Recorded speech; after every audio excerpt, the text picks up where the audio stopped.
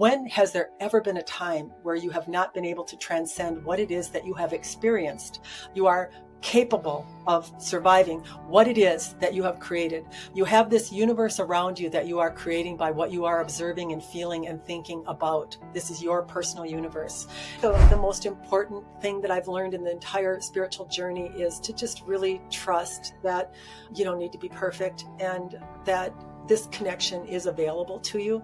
Put yourself in the driver's seat and know that you're the creator of your experience.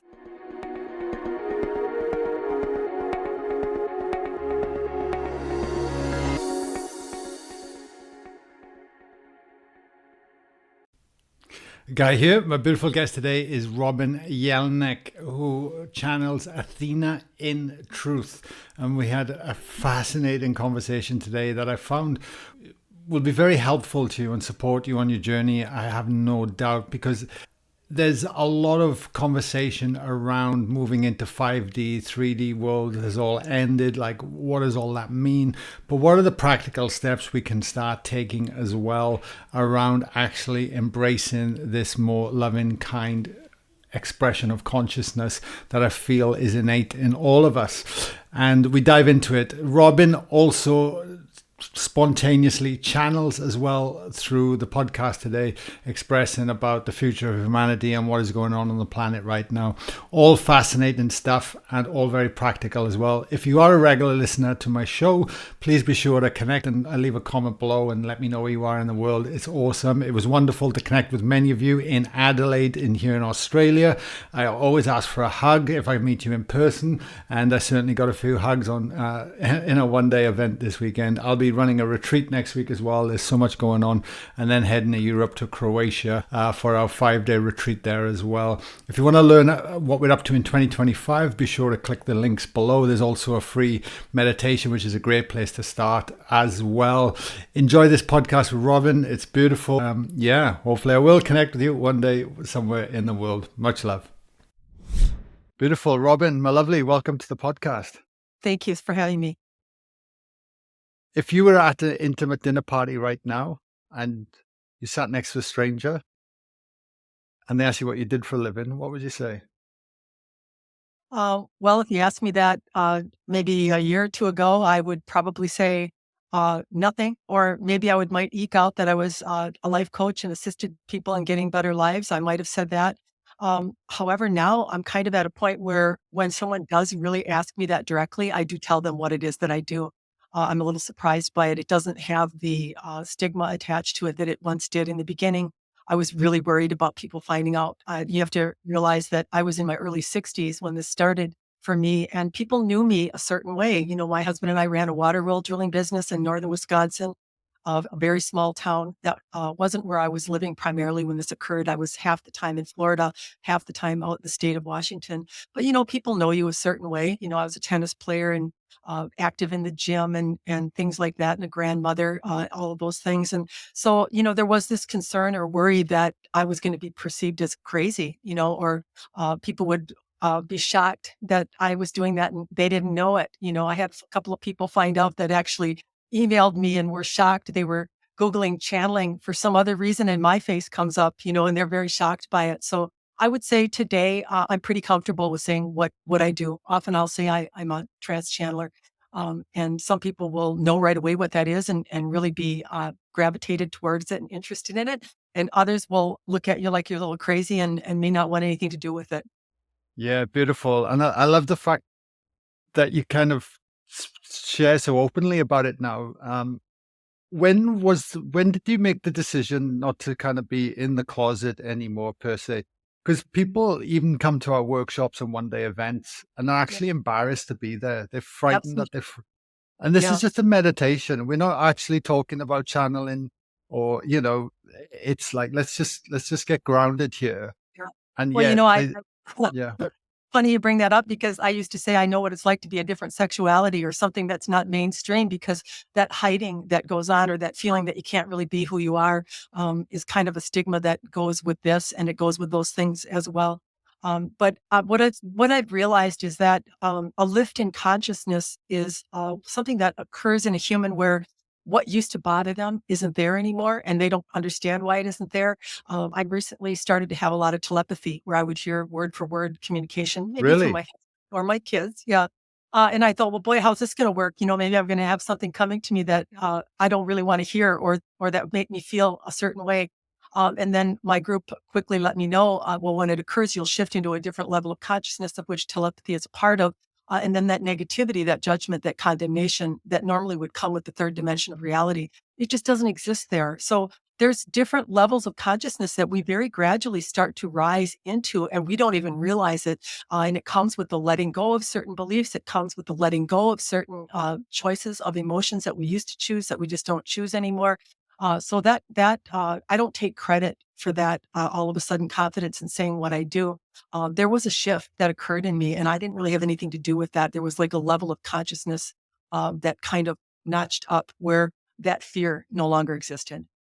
Wow. Wow. And just on that quickly, do you hear it in your thoughts or their thoughts? Is it like tuning into a radio station when you It hear comes that? across the same way as my channeling comes across, and it's really hard to explain what a block of thought is, or it's just an automatic flow or a download of words. It comes the same way as the channeling experience, but it comes from person to person. And actually, eventually, as consciousness rises, everyone's going to be able to do that. And I used to think about that option. Well, what are people going to do when every stinky thought that we're having becomes available to everybody that we're in front of? And what I didn't realize in that scenario was the receiver is now different. When a person is able to receive that kind of information, they don't contain that kind of response that we might think that they do when we're not doing that. Yeah.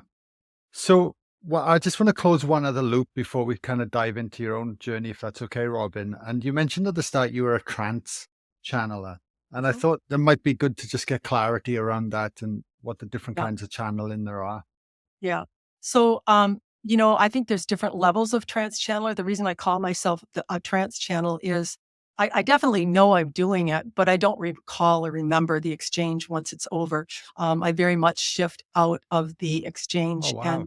but I can be called back in. So my consciousness is there enough that if someone says I want to talk to Robin, or something like that occurs during a session, then immediately I'm back in. I wouldn't say I'm withdrawn to the point where someone has to be there. It's not like that. But I definitely don't recall the exchange. It slips out of my awareness very quickly after the session is over. And oftentimes when I get a client a second and third time, I can't even remember them facially. It gets rid of all of that data. Wow. What does it feel like when you moving out of your body? Like, are you just, where is your consciousness while the channeling is happening? Like, Yeah. Oh, well, first and foremost, and you've probably heard this statement before, is we are all channelers. We're all projecting our consciousness into the bodies that we have. So first, I would say it's very natural. It doesn't feel that weird. It doesn't feel all that different. But there is no there. I would say there's almost no awareness of Robin. There's no place really. There's no feeling that I have, but there is awareness that I exist. That's the only way I could explain it to you, but not in an emoting or feeling way. It's just a pure awareness. wow, that's interesting. I remember the first time I went out of body and um, I absolutely freaked out, even though I'd read about it logically, I'd researched it and everything. Yeah. And there was this aspect of me was like, oh my God, Mhm. like we Yeah. really are photons of light having an experience in a human body. And I felt myself come up my top of my head and I was beside in a void, witness to knowing I'm not in my body. And it was just Yeah. wild. But what pulled me back in straight away were all the traumas, all the belief systems that it was starting to highlight Yeah. from that I needed to start to dive into. And that's why I feel that actually happened to me at this particular part of my journey. Yeah. Do you I feel can that through channeling, that through your own healings, that's how you're able to do what you do? Well, you bring up a out of body experience. I had one of those too, and it came to me as I was posing a question. I was always wondering, am I going to know who I am when I'm not in the body anymore? I think that was the question I was posing over and over to myself, and I was just lying down on the bed when that happened. And all of a sudden, I felt that feeling, and I went out and I saw myself laying on the bed, and was quite surprised by it. And there was a voice in my head that said, well, are you still you? And I was. I didn't really feel that much different. I couldn't move the body. I couldn't make myself speak. I was looking at it on the bed, but the essence or the way about me was existing. It was still there, and it was almost like a humorous thing to whoever was giving me that experience. So, and what was the question? I kind of veered off there again. So, What? so the fact that you've been healing your own beliefs, your own traumas, Yeah, and through the evolution, it's allowing you to actually hold yeah. space for yourself while you channel.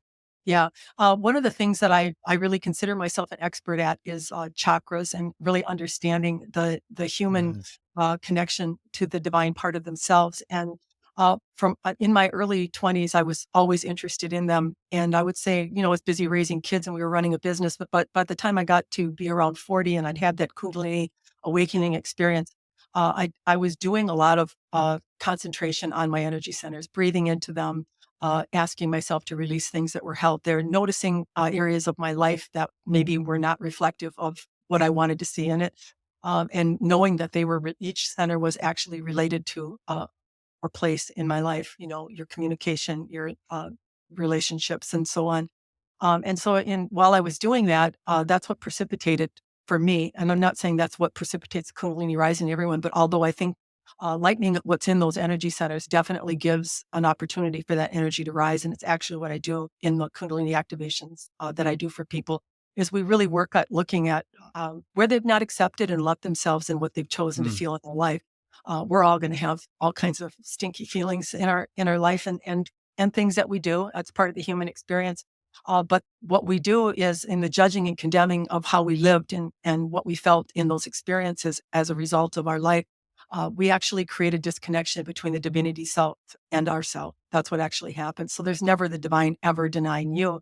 It's you hanging on to something that's opposite of love. And so what I really teach is helping humans to connect to the love of self in the understanding that they've never done it wrong. They don't need to do it over. They don't need to be perfect. And it's quite satisfying people to find out that you don't need to place yourself, that there is a really good system in place, that you just go out and live your life. But what is really important is the observation of yourself, because that pure awareness, that observation is the divinity aspect of yourself. So when you say, hey, take a look at me, what I'm feeling and what I'm doing, you're actually inviting that energy into your field, which has the ability to dissolve negativity in you. And then your energy starts to rise as a human, and you simply become a match to the divine in the love of yourself, which matches unconditional love. And that kind of opens up the floodgate to flow. That's when people start to really get the lives they want to and are very satisfied in their exchanges. And so, it's really thrilling to people to find Mm. out that this is something that everyone has access to. It's not something that you have to be special or that you have to govern yourself or effort or sit all day and hum in a corner. None of that is necessary. Certainly, if that brings you into a love state and you love doing it and you have the time to do it, then I would say, great, follow that breadcrumb. But there's nothing that you have to do to have your spiritual connection other than match it in your love of yourself. Oh, I love that explanation. Thank you so much. It's fascinating, isn't it? Because those energy centers was a big part of my journey too. I just Yeah, didn't understand them, but I would just turn up every morning and meditate on them. yeah, And I had a guided practice where I would just be awareness and sit with them every single day for yeah, months yeah. and months and months. I That didn't even that know why I awareness. was doing it. Well, Yeah. no, to me too, but that awareness is the divinity aspect of yourself that's driving you into that direction. And, a lot of people don't understand that, our energy centers are responding all day long in every moment to whatever we are experiencing. There's a contraction or a movement of energy. And so it's just to really understand that doing that practice is really a good practice to do because everyone's going to be affected by something. Even I am, I'm having to do it. I have different things that I encounter that maybe get me. And so it's just a good idea. And as you run that energy, as you are the conductor of light, that's what you are as a human. And so you have the ability to focus on those energy centers, invite more light or enlightenment into you. That's people call it enlightenment, which indicates you got to do a lot of work and you got to be special, which just isn't true. You invite that light to yourself in the knowing and in the understanding of who you are, what you are, and why you're here. And then more light starts to come into those energy centers, which creates a rapid spin, which actually conducts and sucks in or pulls more light into the system, transferring it into each one of the energy centers, enhancing all areas of your life is actually what's Mm. occurring with those energy centers. How good is that, huh? So Mhm. when you were on your journey, because you said you were interested in them in your 20s, Mhm. what really and what really surprised me was that I just used to think about them metaphorically until I actually felt them open and Yeah. spins. Yep. And it Mhm. and my second center took I it must have been years before I really connected into it fully. But when you kind of went on this journey, at what point did you realize it was more than just a book and information and actually really starting to show up in your life? Was that Yeah. when you had the Kundalini, and were you familiar with Kundalini at the time when that started to arise within you? There's two Yeah, I questions was, there. yeah, in my early 20s, I would just say there was something driving me. And what I've learned now is that we all have Kundalini energy running through us to some degree. Often it's contained in the three lower energy centers. It hasn't moved up yet or we come into the plane in that density and it actually compresses everything down into the lower base center. And so there's enough of that energy leaking, of course, to keep you alive, but not enough to create from not enoughness. We're creating in the three lower energy centers where there's lack, there's not enough, there's lust, there's jealousy, there's all of these emotions that are going on. And everyone talks about the ego. Well, you need the ego when you're in three lower energy centers. That's all you believe, that you have to effort, you have to work hard. That's how things come to you. And so you use your ego in order to do that. As that energy starts to rise, and it'll rise in everyone's life at some point in their evolution of their soul. It might not be this one, but at some point it will start to rise. And then with it comes that spiritual desire, comes that seeking. I used to say, I don't know if it's chasing me or I'm chasing it. I just didn't really know. So I think even in my early 20s, the insatiable desire that I had to continue to read and to know more and to ask questions, even though I had not had any personal experience and I was not aware of chakras at that time, I would say that that came later, like in my late 30s or early 40s, where I really started pursuing the energy centers, doing the breathing into them, doing focused concentration on them. And that then having that experience and actually confirming it. Yeah, it was very satisfying to get confirmation. It's satisfying to know you're a human too. It's satisfying to know Mm, that you can become something as a human. And I think the reason we're gifted with spiritual experiences is it confirms that you are a spiritual being alongside of being a human. And once you have those, then you can go out and teach. You can go out and talk about it because you've had the personal experience. I wouldn't say I ever really doubted it. I don't think I would have continued to pursue it to the degree that I did. And most people that come to me are the same way. They've been on that path. They're looking for something, and a lot of people have told me, "You gave me the key." The key is just to love yourself. It's not to uh, control, effort, drive, condemn, judge, carry on in that way, and you're just going to create more and more resistance and disconnection in your field. So once people get that key, that understanding that they come from love and that they are loved unconditionally, that's the agreement. You came here with free will. And what is it? You get the right to choose based upon your past life, your present life, and what you're going through right now, how you feel in your experience. You got a whole deck of cards to choose from in the emotions. None of them are bad. The divine doesn't look at them that way. They look at them as intricate signals in order to know what you prefer in your experience. And the divine said, I will receive you in everything that you feel, and I will lift you to the higher octave of that or vibration of that. And I will create experiences that will make you feel how you really want to feel. But in order for me to transfer those to you, you must become a match to me. And that's where the self love comes in. Oftentimes, mm, people who are jealous or rageful or angry or controlling, they don't like themselves in it. They decide to condemn and judge the emotion that they sent out as a signal. They forget, they become the human. They forget that the human is a tool, that it's not going to live forever. It's going to pass on. And that divinity part of them actually is always there, but it's not able to flow through them because of what they hold in regard to themselves. yeah, beautiful. So, in your own Kundalini awakening, when you were in your early 40s, I believe you said, Yep. was it like, was it a gradual like blossoming of a flower, or was it a bolt of lightning? It That was no not blossoming flower. It was like a volcano erupting. I would say it was a little painful, a little sharp. got stuck in a few areas and backed up and punched again until it would get through centers that were blocked. I actually had what was a partial rising. It veered off at the heart center and didn't rise all the way up. Mm. 2 years later, which I didn't even know this could happen, and I've actually not read about it a lot, but it came down through the crown. It actually opened me from the top down and to get into the heart center. So there was some problems actually there. So I went through what was called the dark night of the soul, but I realized that the dark night of the soul is nothing more than judgment and condemnation of all the things that you are seeing in yourself, that energy is allowing you to see. You start to realize when you're talking about someone, you start to realize when you're doing or thinking anything that denies you connection to the love source that you are. So that gets revealed to you. So how are you going to look at it? Are you going to judge it, and condemn it, and hate yourself in it, and think that you're backsliding and doing something wrong? Or are you going to decide to be really grateful and appreciative and know that you asked for this process, that you wanted to see what was actually denying your connection, and then move to gratitude and appreciation and let the universe receive you that way. And then you don't get stuck in that dark night of the soul. That's something we do to ourselves. Wow. Okay. So, do you mind sharing a little bit? Because if the dark night of the soul came after the awakening, Mhm. I feel like, for especially listeners, there's a lot of fear around this, like to think Yeah. that, oh my God, am I going to go into, is Yeah. my life going to completely fall apart? Everything going to be thrown in my face? Do I really want to do that? Can I just go on for another 5 years before, Yeah. I start to lift those things up? Do you mind sharing a little bit about your story, your journey there, No, I'm and happy the to. lessons? After the rise, what I found was I didn't sleep well. I didn't need much sleep.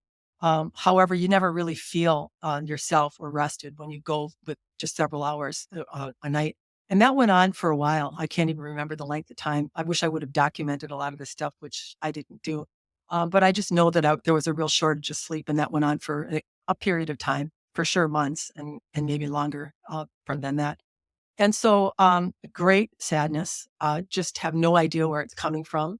My kids had gone to college, thank goodness, because I wasn't like an emotional person. If I had to have them see me in that state, they wouldn't know what to think of it. It just wasn't who I was.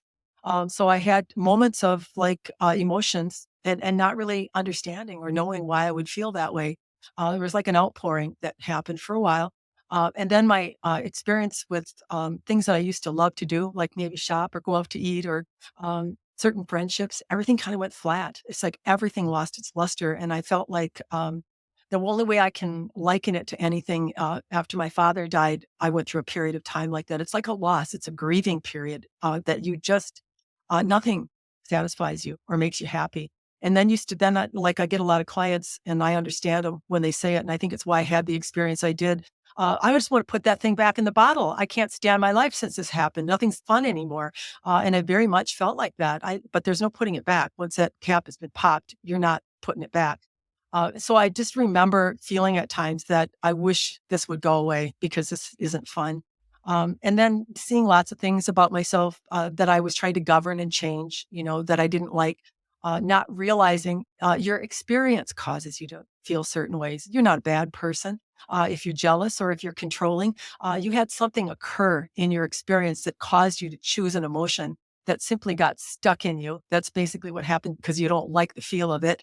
And then you start to see it represented in a mirror over and over in your life. And the more you see it, the more you hate yourself in it. And so I went through a lot of that. And it wasn't until later, and I actually had the channeling experience. Now, this is like 20 some years later, that I started to really recognize that I was doing that to myself. And I don't think a lot of people understand that you have a choice. You can decide that when you feel something or you see something, that you know that you've asked for this, that you really want this awakening, you want to let this process pass through you, hopefully as quickly as possible. Mm. And when you are grateful and appreciative, when you see things in yourself that you don't prefer, they move out very quickly. They don't stay with you. The universe is always connected to you in the way that you feel. And your spiritual journey is no different. You have a right to experience that in the way that you want to. If you start experiencing something in negativity that you don't like the feel of, you can make a decision that you want to be grateful and appreciative for what you've been shown, and then ask that these things be moved out of your field very quickly, and you will be accommodated in that request. Okay. So, looking back on that journey, and I know you would never change anything because that's how and who you are today now because of these experiences. But let's say the Robin of 40 came to you as a client now, and Yeah. you're here with all this wisdom. What would you advise her to do differently in those moments to help navigate Yeah. through? Well, one of the things that I do the most, and I would describe them when I'm in a session with someone, I always say it's like slipping on a jacket, which is them. I can really feel what it is that they're carrying and how they feel about themselves and their experience. And so, I remember being that way, and I very quickly do my best, my very best, and I do this in interviews too, to let people know I am far from perfect and I'm not living a perfect life. But yet I wake up every day and those buggers are still here using me as a vehicle. And what I'm getting better at is not judging and condemning myself when I'm not perfect. I'm getting a little better at that, but I'm not even doing that. Now that I've realized that key, now that I understand that as long as I don't judge and as long as I don't condemn, I won't separate. Then the flow is very natural. And so what I really spend a good part of my time with people is getting them to be likened to me, to understand that I'm a human just like them, and I'm not. They don't have to be different. They have to get this belief built within themselves, this perception of what they have been passed on to them to believe about themselves that is not true. And I feel like I do a good job doing that. I think people find me to be relatable. I'm not afraid to say that I have negativity. I'm not afraid to say that I have some stinking thoughts sometimes that I wish I didn't have. But what I am getting better at with the assistance of flow, it's not me doing it. And it's just an understanding. It's a knowing that this is what it takes to be human, that you're never going to stop feeling. You're never going to have a puffy life, a cream puff or whatever you want to call it. And of course, it can get better. You can start to create from joy and happiness because as your tone raises, based upon how you feel about yourself. It doesn't have anything to do with being perfect. As you start to lift in the opinion that you have of yourself, then things that are matched to that have already been created, because everything that we want is culminated in the moment that we feel something. And it doesn't matter whether that's a positive or negative thought. The divine vibration is very high and it knows the preference that you have by what you feel. And so people will say, well, I've been doing this for years. When am I going to, get what I want? And I want to make them understand that what they want is created. So what isn't created is their connection to it in the way that they love themselves. Once they get that Mm. understanding, then this life, whatever it is that would satisfy them, it comes in automatically. Some people think getting stuff is a bad thing. We are creators and we are on a plane, a material plane. And so experiencing things and wanting things isn't a bad thing. And certainly after we get them, we can decide, did they make me feel, in fact, the way that I thought they would? Maybe they don't. Maybe you do become one of those people that say, I don't need anything. I don't need things. Great. That doesn't mean you're better than everybody else. It doesn't mean that you're higher than someone else. It means that you've experienced something and decided that that thing wasn't the right thing for you. I love it. I love it. Otherwise, we're just playing from the ego Yep. and we're going back into a hierarchy. Oh, I'm spiritually better than you. Mhm. It's ridiculous, Yeah. really. And one thing I've really learned to come with my life is that if I'm not having fun along the way, what's the point? Yeah. To ensure that there's joy, laughter, love in our life, and that for me, that's the nucleus of our house, our family, and Yeah. what we emanate out there. Yeah. First and foremost. And Yeah. I don't know, I can't speak for you, but a lot of people, and including myself, the spiritual journey is not fun. It wasn't fun, and it wasn't a lot of laughing. It was a lot of judging, a lot of condemning, a lot of suffering. And that's just not how it should be. I think that there's some dogma somewhere that's gotten attached to this, where this efforting and this struggling and this watching over ourselves in the way that we think and feel has kind of just sucked the pleasure right out of it.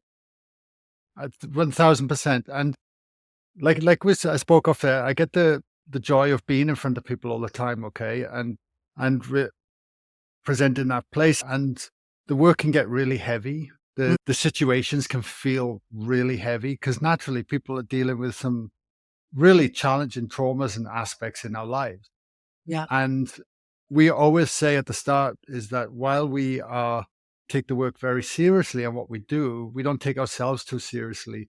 And it's amazing how much you can lighten a room and just create some laughter and joy in Yeah. between the moments, so we can actually self-reflect.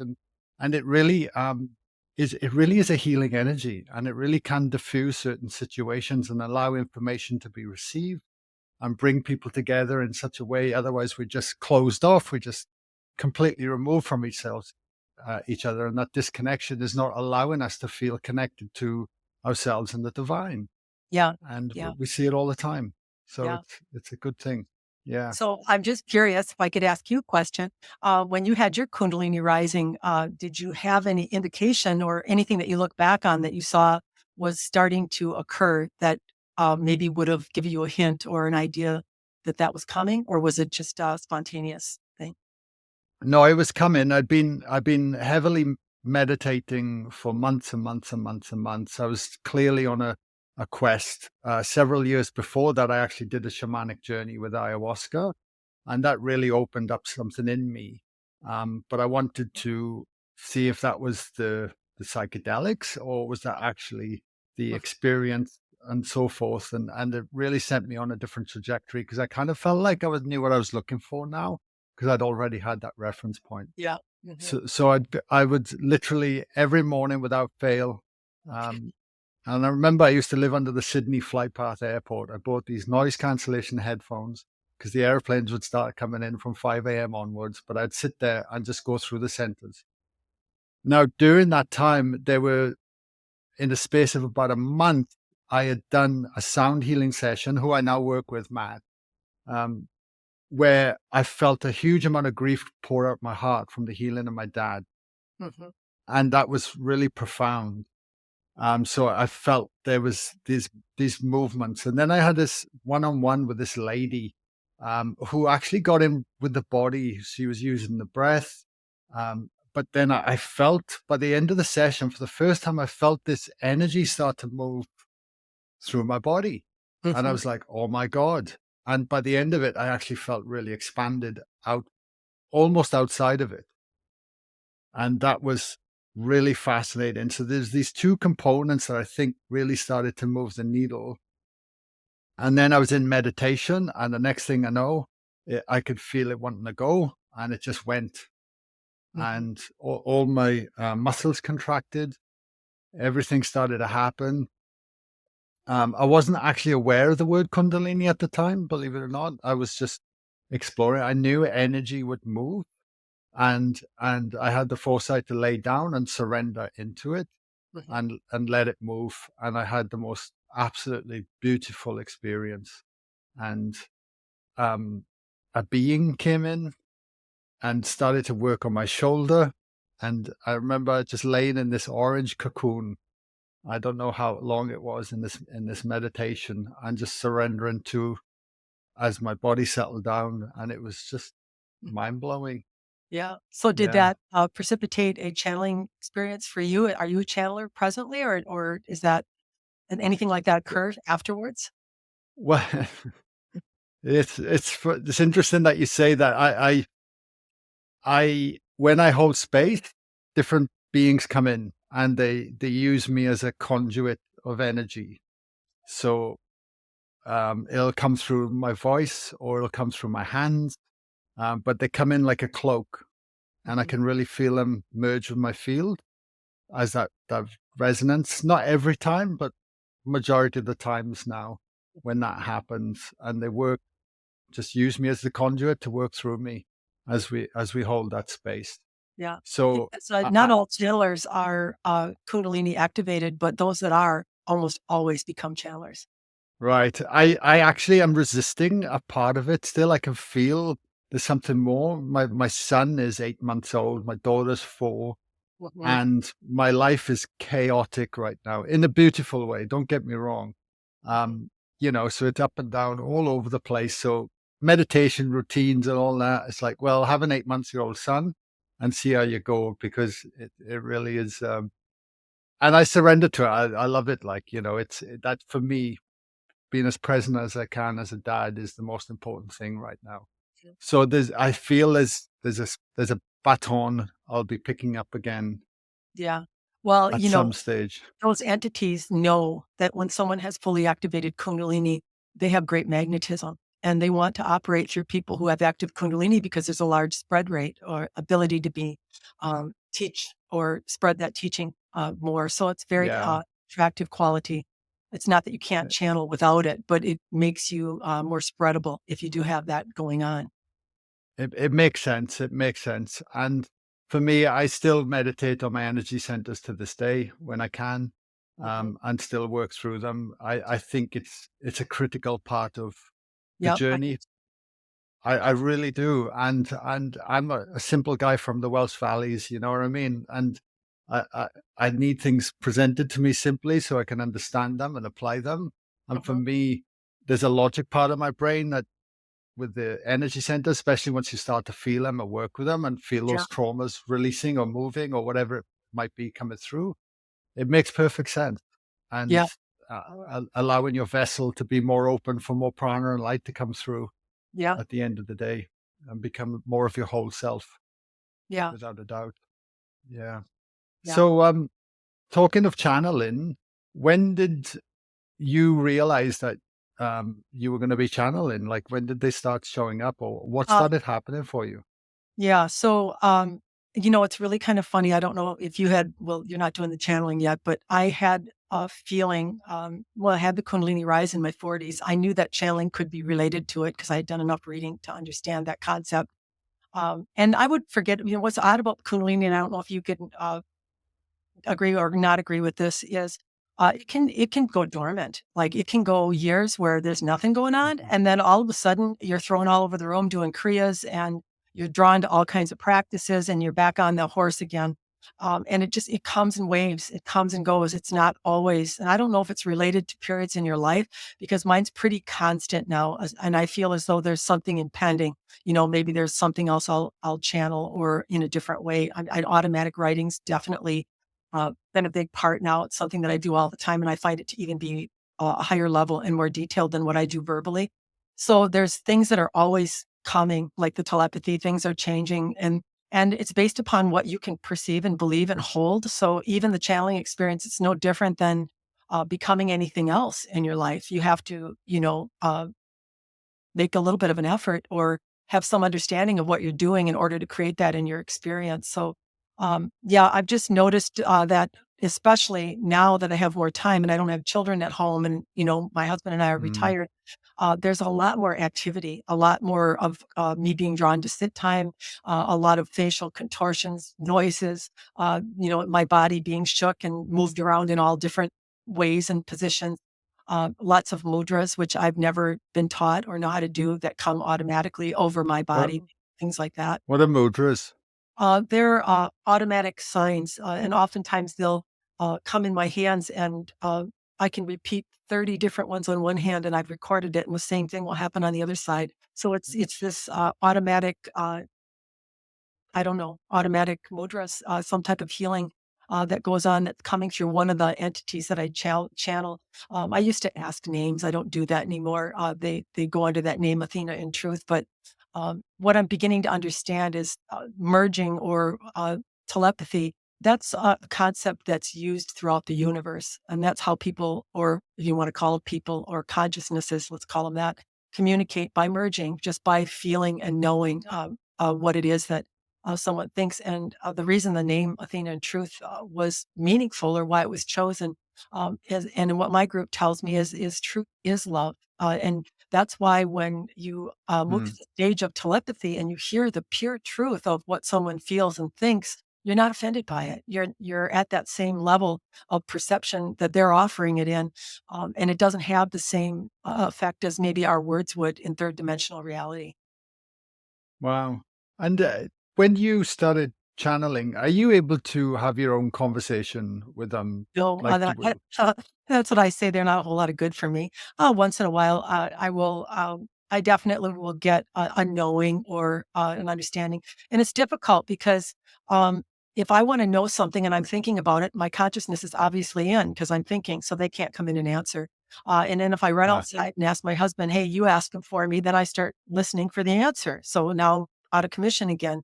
So it's not that much help for me, but what it is a help is there is a natural lift in my consciousness that's occurring just by doing the work, just by Got you. allowing the transmissions to go through me and to be in that state of channeling or that level of vibration. There's some very nice changes that I've noticed in myself that have come without effort, that have just kind of showed up. So that's how I would explain it. And you know what's really odd about this is when you become a channel, you realize that you have the ability through those energy centers to draw in an answer to whatever it is that you're asking. So I don't have that many questions anymore. I pretty much know, I have a knowing or an understanding in my experience about what I'm feeling when I'm feeling it very quickly. And that's just coming through that open state or those energy centers being opened, that transfer of information. And so one of the lovely things, and I used to enjoy it, but I felt like when I was on a spiritual path and I was reading all these books and doing all these things, that I was desperately looking for something outside of myself. And the minute that I had this channeling experience occurred, that search stopped. There's no more looking in a book. There's no more looking outside of myself. There's just me having a thought and getting a knowing and accepting that as the response that I need to get. Mm. And so it's peaceful again. I think life sometimes for people that are into this journey for some of them 15, 20 years and even longer, they're frustrated and they're irritated and feel as though it's a lot of struggle and work. And I get that because I went through that phase, but I'm not in that anymore. Yeah, I hear you. I hear you. And what would like they've showed up and they're channeling through you. If you had to summarize what their overall arcing message is, like why are they doing it? Why are they here? Why now Yeah. in this particular period in time? Well, I would answer that question probably in two ways. First of all, in my experience, and I think if other channelers pondered this, it would probably be the same for them. We are attracting to ourselves the type of entities that we channel that are a match to us. So in my, I think I've done recordings before that I talked about having a lack of confidence. I carried a little weight when I was a child, and all of those types of things kind of eroded my confidence. And even when I lost the weight and went out into the world and got good at things, I never really felt that way. I never really felt Mm. confident in a lot of ways. And so in my sit time or pondering time, I was asking myself or the universe, when am I going to get some confidence? I'm 60 years old. It's getting kind of to the end of my tennis grip, at that time. And that's when the breath of Athena came. That's when I felt my head go back and a voice in my head, which again is it's not really talking. It's just a knowing. I don't know how to explain it. But there was a transmission that came. This is what it feels like for a woman to be in her confidence. How do you like how this feels? And I knew it wasn't me. I felt my whole body move in a different way. I felt Wow. get thrown back. So that was my first experience with it. So in my estimation, I brought that experience to myself in the way that it satisfied me. There are many things that satisfy me in the channeling experience that I'm doing. I'm not a really outspoken or person that's going to tell somebody what I think. I'm not that way. However, the group that I channel is very direct and very quick to be pungent if they have to be in any exchange that I'm in. And so I get to experience as Robin sometimes, oh boy, what would that feel like to actually be in wholeness, to actually be able to communicate in confidence and in uh, that open state that they come through in. So, so that's how I would explain it to you. That's kind of how it came to me. What was the second part of your question? That I kind of veered off again. I'm sorry about that. No, that's pretty much that's answered it. That's fine. That's Yeah, fine. I just as we come towards the end of the podcast, though, I'm thinking of a few things. You've got a book called Choose Your Universe, which I yeah. love the title, by the way. Oh, I And know I, and what I you asked me. Let them come in and tell you why they're here. That's what you asked me, I think. Ah, okay. That's right. Yeah, yeah, yeah. Yeah. We'll But tell you why we're here. Yeah. We are the debunkers, are the ones that are coming to get rid of what's been actually causing a lag time or a not expansion time on your plane. People have lost their common sense. They've lost their ability to know themselves. They've lost their ability to be in their truth. And it is why we have come to the plane. Yeah. We are here to let humans know that they are of love, that they are completely and unconditionally supported in all that they feel in their lives, that there's nothing that they have to do over, that there's nothing that they need to do differently than what they've been doing, that they can just surrender to life. That's what we want them to do. We want them to stop policing themselves, stop governing themselves, stop judging, stop condemning. Go out and live. Have some fun. Yeah. Many humans on a spiritual path, as Robin said, and her being a sufferer herself, we would tell you, was a good candidate for us to come in and relieve her suffering by letting her know that she didn't need to be perfect. She didn't need to hum in a corner. She didn't need to meditate all day unless, of course, she loved it. Yeah. She is here to live her life in the way that she chooses to, that makes her feel connected, that makes her feel joyful. This is the message that we have come to teach. We're activators Beautiful. and activators. Absolutely. As a society, one question I have for you, how have we lost our way? Why has it got to this point? I feel many of us, including myself, was very disconnected from spirit in Yeah. my life. Well, many humans, when they lived during times when they were responsible for their own food, when they were responsible for their own roof over their head, and all of the things that they needed to provide for themselves, were actually the things that caused them to have the good sense, to have the good direction, to feel their fellow man in what it is that they are going through that is similar to them, and to be able to offer to them what it is that they need at the time in order to make their struggle a little bit less. As you moved into what you would call a more socialistic, we're not trying to favor one side or the other. It is not our desire to cast a vote. That is not what we are doing. But what we want you to know that is as a human becomes powerless, as a human becomes looked out for or taken care of, they actually have no need for their power, do they? And so they begin to disconnect from it. They begin to lose their knowing of it and rely on others for it, you see. Wow, how beautiful. Start to love their neighbor again. Yeah. With the challenges that are going on in 2024, I mean, not that I watch the news or media, but there seems to be a lot of projection of how much turmoil there is in the world and how much we must rely upon the systems that are in place for them to be supporting us.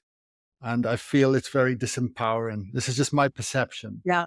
Uh, we do not subscribe to any type of frenetic or worry, condemnation, or judgment of what the future might hold. Yeah. If you were to understand that every single thing that every human is feeling is being lifted and that a solution is being provided in the moment they are asking for one in whatever way that they are feeling, then that worry would just go out of your head, wouldn't it? When has there ever been a time where you have not been able to transcend what it is that you have experienced? Those that come along with the fearful explanations or the things that you need to worry about are really exposing one thing, their own fear, their own vulnerability is what they are exposing.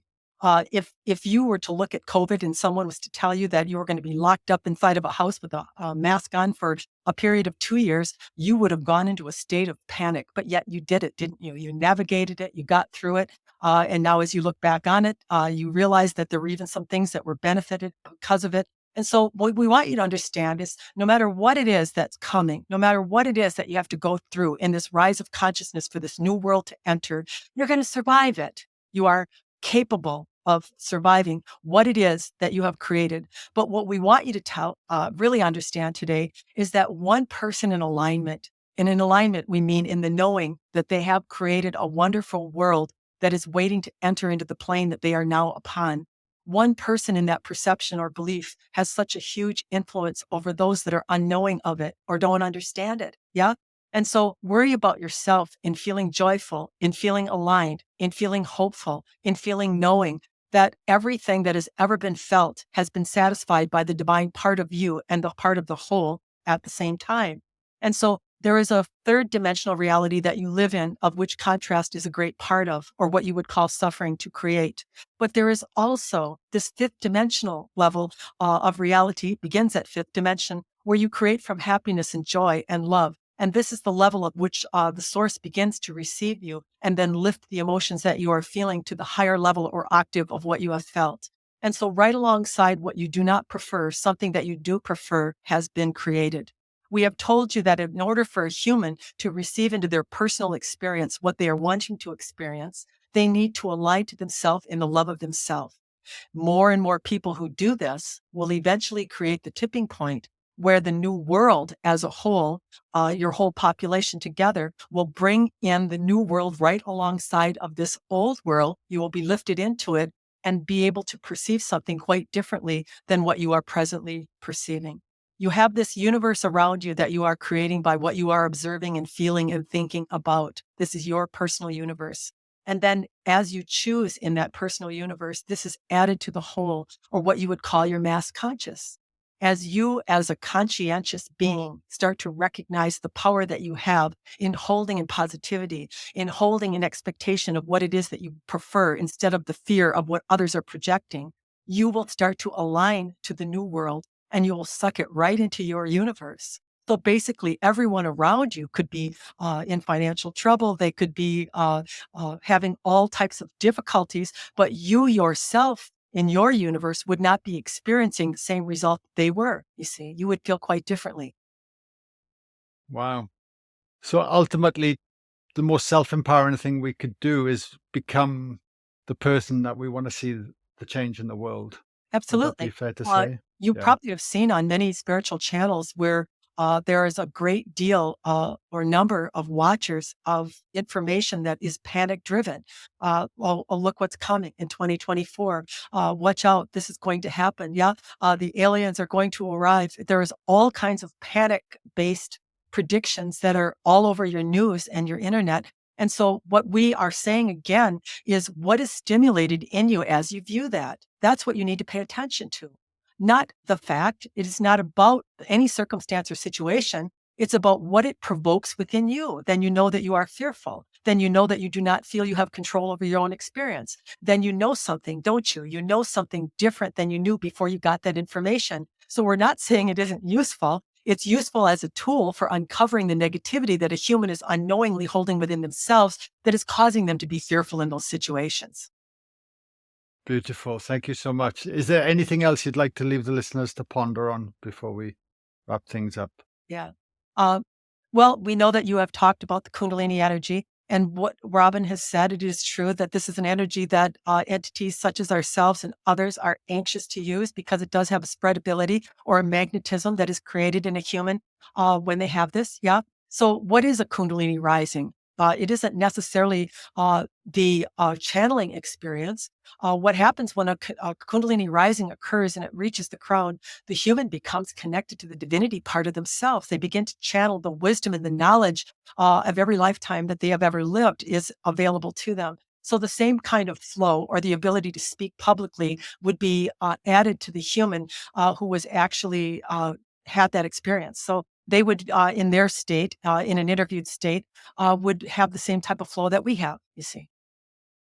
Beautiful. Thank you so much. Thank you for sharing your wisdom today. Good day. Uh, Wow. Robin, welcome back.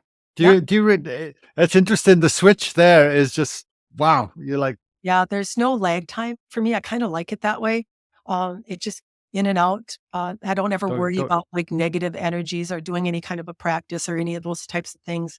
mhm. They're thought provoked. So if I think about them, they come forward. Of Um, course. Yeah. I'm not thinking about them. I just go about my life and it doesn't happen. Wow. Yes, that's great. I'm so glad you spontaneously they come in. Um, so just to wrap things up, you do have a book, Choose Your Universe. Yeah. Is that just hard copy? Do you do an audible Yeah, version it's as on well? Do you know? paperback, Audible. It's both ways. Kindle, I think it's on there too, and it's on Amazon. And I do have a lot of courses that are offered on my website at Athena and Truth. I have another website called Athena Universe where I do automatic writing transmissions that go out regularly, recorded transmissions that people get regularly. And I also have a new option called Ask Athena, where sometimes someone has something pressing in their life that they need an answer to or some assistance with. So I take emailed questions from people and generate a response to them rather than them having to book a session. And all of that is available either on athenaandtruth.com or athenauniverse.com. Beautiful. Because I noticed you got YouTube as well. Are That's you all on active the on it? website. Yeah, Heidi and I, my sister, do that regularly. At least we're trying to get real current, doing it at least once a week. We invite other channelers on there, Sometimes we pick a topic together and we just do that. So yeah, there's a lot of other things that and free material of recordings that are on that website as well. Wow, look at you go. Busy, busy. That's Yeah. fantastic. Getting it out there. Well done. And is there the links will be in the show notes for everyone if they want to book a session within you or come and check out your work for sure. I have no doubt you'll get quite a response after today. But is there anything else you want to leave the listeners to ponder on yourself, Robin, before Yeah, we wrap you things know, up? I just think the most important thing that I've learned in the entire spiritual journey is to just really trust that you don't need to be perfect and that this connection is available to you.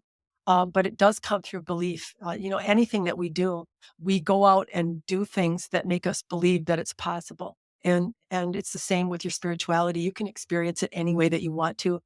You don't have to stand there like this. There's a lot of people that want to channel and they think they'll take it any way it will come. You don't have to do it that way. You can watch people and love what they're doing and add that to your universe. You very much can direct how you want to feel in what it is that you do. And that's advice that I would give to people to really put yourself in the driver's seat and know that you're the creator of your experience. And that includes the channeling experience if you want to do it. You have to look around and decide what would really feel good to you, what really aligns with you, and then add that to your universe. And that's the way to get it. Beautiful. Thank you so much, Robin, for coming on the show. I thoroughly enjoyed our conversation. And yeah, thanks for sharing so honestly and openly. I really appreciate it. Thank you Thank so you. much. Likewise.